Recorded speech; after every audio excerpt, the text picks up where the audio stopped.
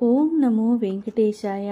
మారేడు దళాలతోనూ తామర పువ్వులతోనూ పూజించును అని వర్ణించి ఉన్నది. ఆశ్చర్యం! తిరుమలలో శ్రీ వెంకటేశ్వర స్వామి వారికి ధనుర్మాసంలో చేసే పూజలో స్పష్టంగా మారేడు దళాలతో పూజిస్తారు. ఇది పరమాశ్చర్యం. ఎందుకనగా సామాన్యంగా మారేడు దళములను శివపూజకే వినియోగించుదురు, కానీ విష్ణు పూజకు కాదు. అయినప్పటికీ సంహారమూర్తి కల్కి భగవానుడి అవతారంగా వచ్చేది గుర్రపు వాహనంతో అవతరిస్తాడని రహస్యార్థము. దీనికి గుర్తుగానే శ్రీ వెంకటేశ్వర స్వామి వారు విష్ణుమూర్తి అయినప్పటికీ సంహారమూర్తియగు కల్కిమూర్తిగా అవతరించే కాలం ధనస్సు రాశిలో గుర్రం ఆకారంతో ధనుర్మాసంలోనే, అంటే సూర్యుడుకు ధర్మాసనములో బిల్వార్చన చేస్తారు.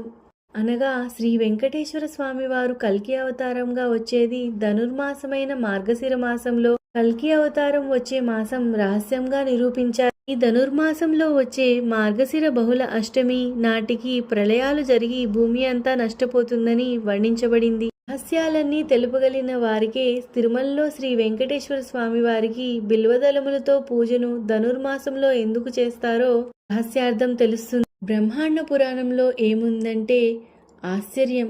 రాబోయే అవతారం గురించి బ్రహ్మాండ పురాణం 11వ అధ్యాయంలో పంచాయుధములైన శంఖం, చక్రం, గద, ధనస్సు, నందకమును, ఖడ్గమును ఇచ్చేదను.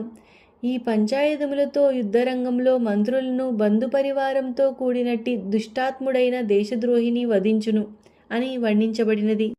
కలియుగాంతమునకు వచ్చే అవతారములలో శ్రీ వెంకటేశ్వర స్వామి ఖడ్గముతోనే శత్రువులను సంహరిస్తాడని, మిగతా శంకు చక్రాయుధాలను గదను ధరించకుండా తిరుమలలో శ్రీ వెంకటేశ్వర విగ్రహం వెలిసినది. అందుగా దీనికి సాక్ష్యాధారాలుగా తిరుమలలో శ్రీ వెంకటేశ్వర విగ్రహం శంఖచక్రం ధరించలేదు, కాలాంతరంలో శ్రీ రామానుజులే స్వామికి ధరింపచేశారు అన్న విషయం చారిత్రాత్మకమైనది. కల్కి భగవానుడిగా శ్రీ వెంకటేశ్వర స్వామి కలియుగాంతానికి అవతరిస్తాడని, గుర్రపు వాహనంపై ఎక్కిస్తాడని, ఖడ్గంతో దుర్మార్గులను నశింపచేస్తాడని రహస్య గుర్తుగా ఈనాటికి తిరుమలలోని బ్రహ్మోత్సవం ఉత్సవంలో కొన్ని విశేషాలు వచ్చే అధ్యాయంలో వివరిస్తాను.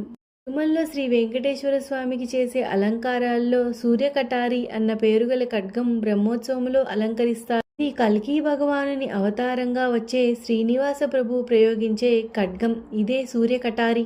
ఓం నమో వెంకటేశాయ. స్వస్తి.